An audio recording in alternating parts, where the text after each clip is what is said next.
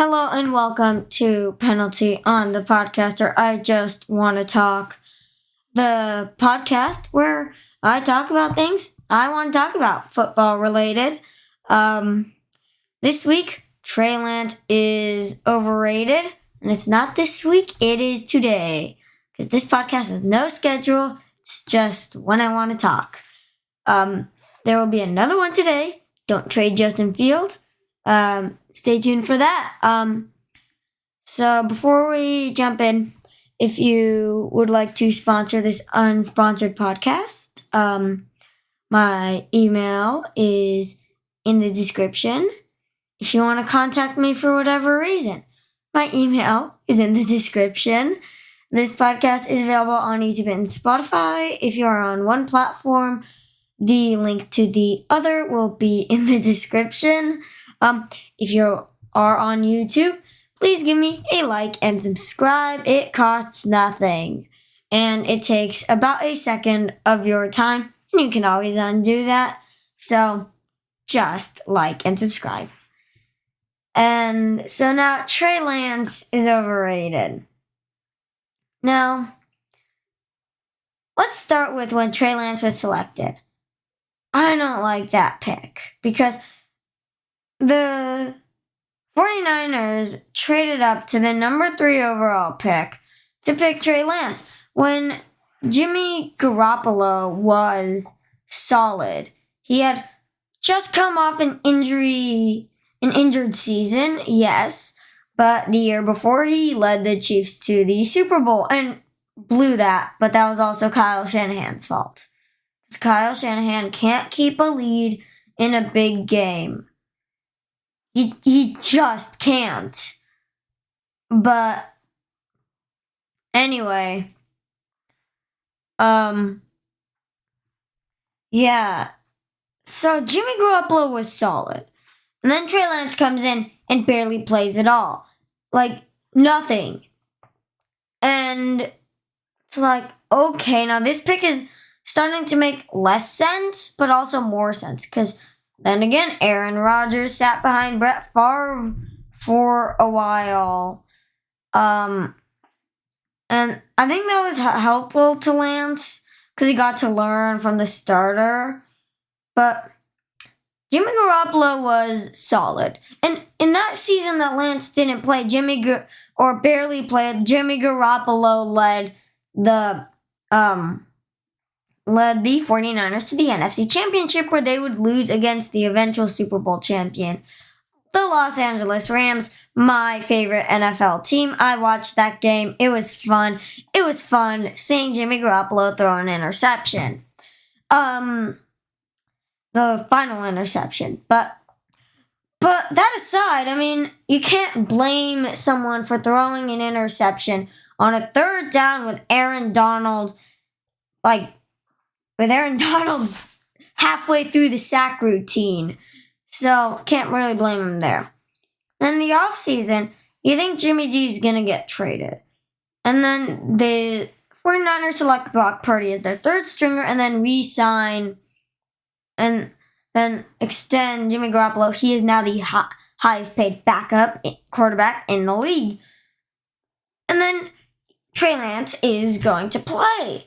And it's like, I don't think there was a need to replace Jimmy Garoppolo. Sure, he made some bad plays. He definitely made some bad plays and was pretty inconsistent, but he wasn't terrible. There wasn't much of a need to replace him. He had just led the 49ers to 2 NFC championships and in 3 years, winning one of them. And in those 3 years, the one time he didn't make the NFC championship was when he was injured, and so was Nick Bosa and a bunch of other guys.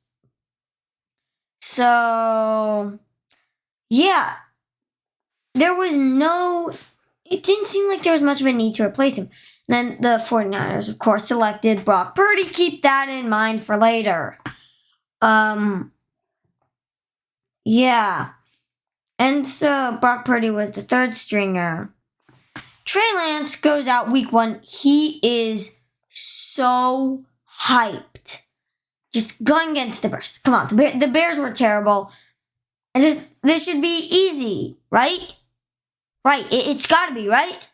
No, it does not need to, it doesn't gotta be easy. In fact, the man flounders there. Is it it would seem impossible to go in as the quarterback of a team so stacked, like the 49ers, as stacked as the 49ers.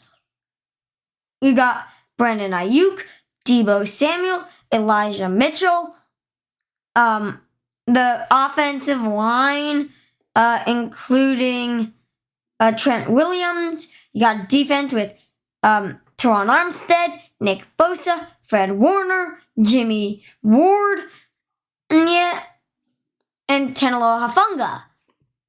And yet, he struggles so bad offensively. And no, the Bears were only able to score 19 points, which is not a ton. I mean, they won, and it's more than some teams scored, but in their games, but it's not a ton.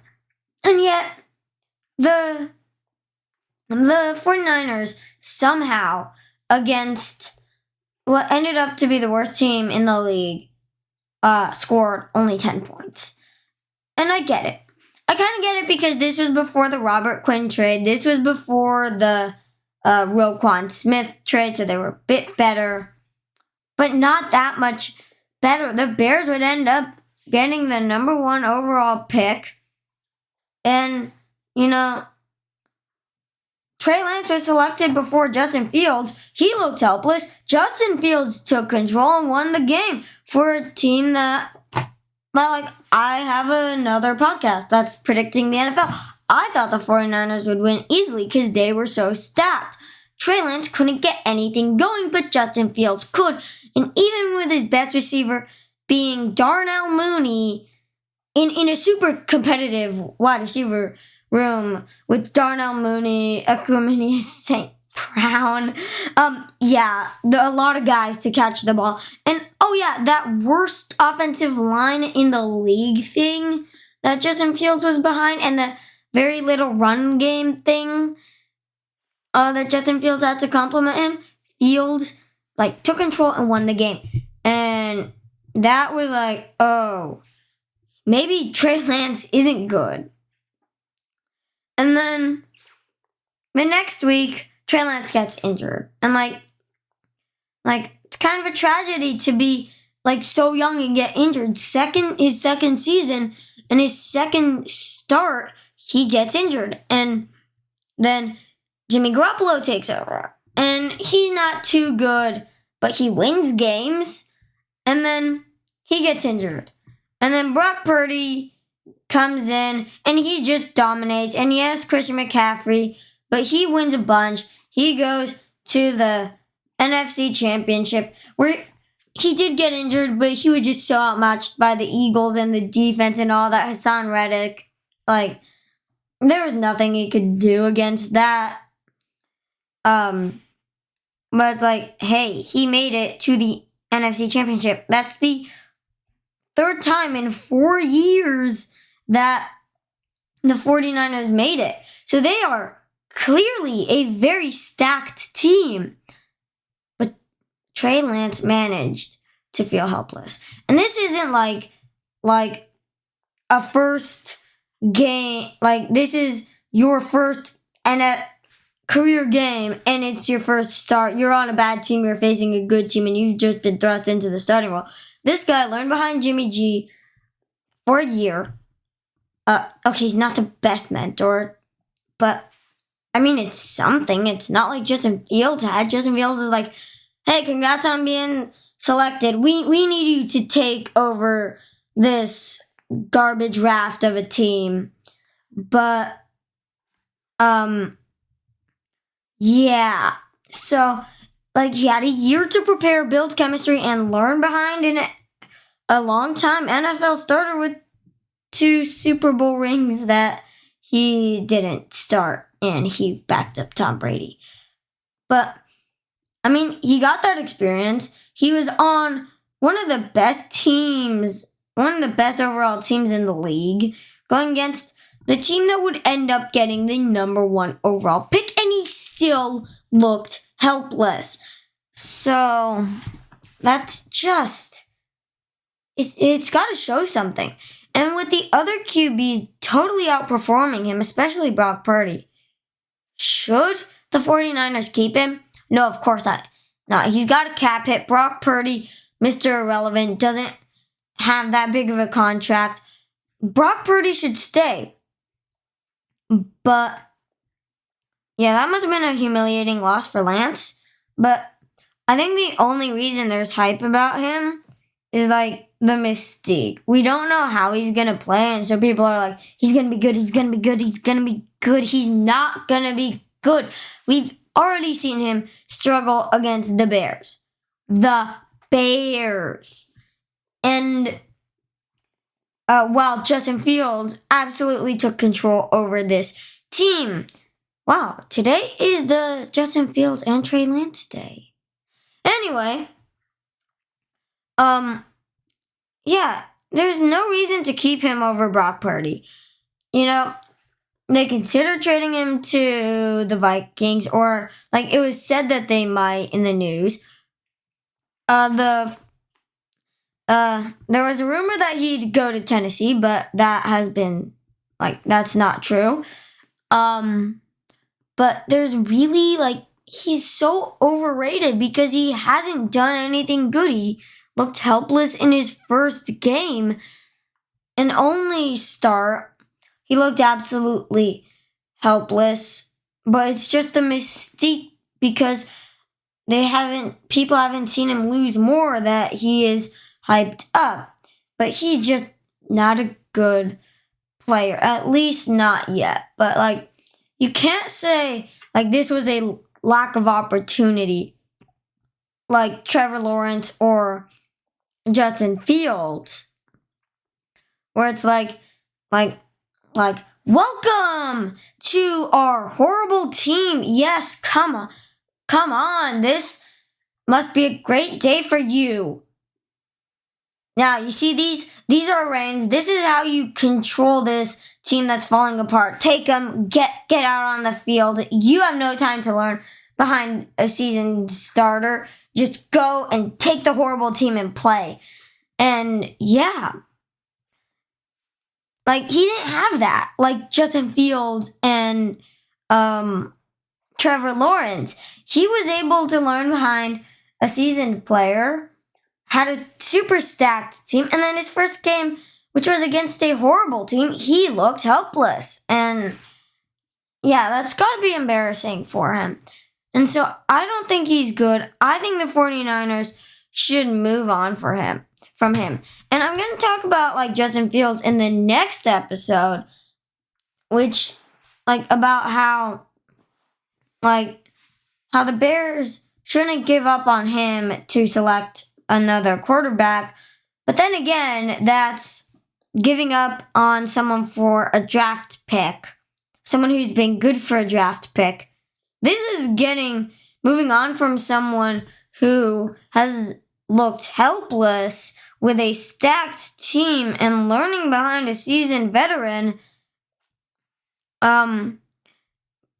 Moving on from him to embrace the guy who took the league by storm. So, I mean, I don't think he will be moved. I think this will just be like a QB battle, and Lance might split the starting role next year, but we'll see how he plays. But I honestly think that he could be moved and should be moved, because now you got Brock Purdy and Jimmy Garoppolo.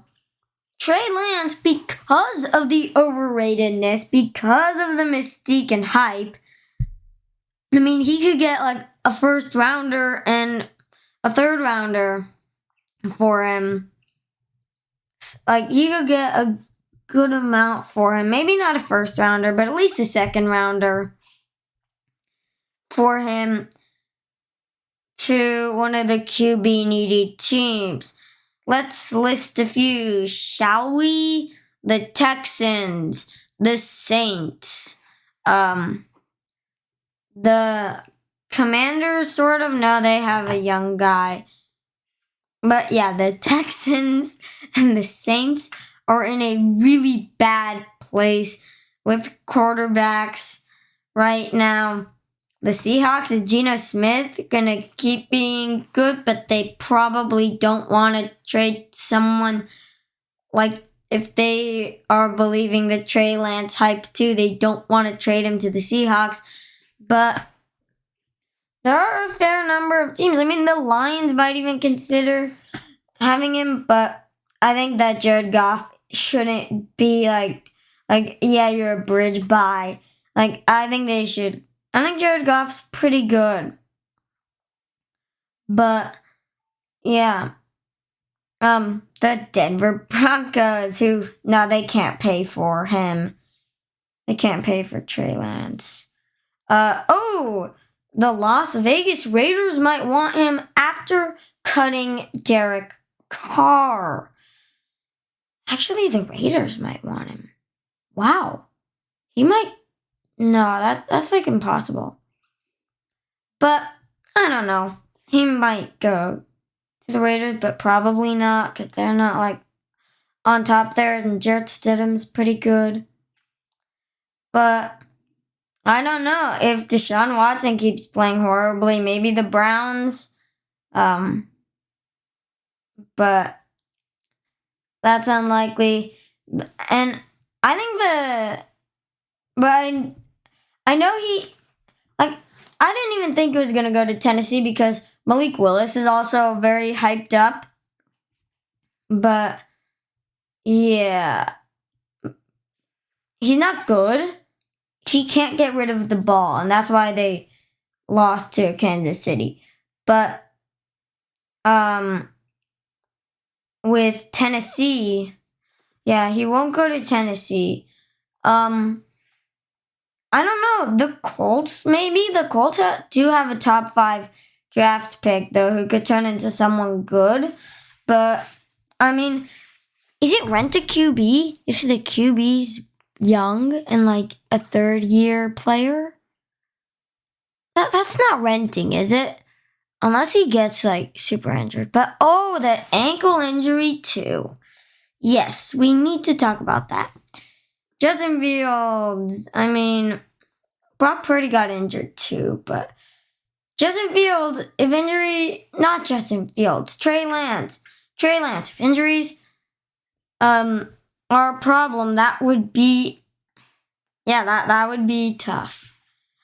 Well, so I think Trey Lance is just overrated, shouldn't have been taken by the 49ers, and he should be moved on from. But anyway, that is all I have to say about this topic. If you would like to contact me, including for a sponsorship, perhaps, my contact information will be down in the description. This podcast is available on YouTube and Spotify, as I have said. If you are on one platform, the link to the other will be in the description. If you skipped this or somehow forgot it at the beginning, if you are on YouTube, please smash that subscribe button and that like button. It costs nothing, takes little time, and I'd appreciate it. I really hope you've enjoyed this installment of Penalty on the Podcaster.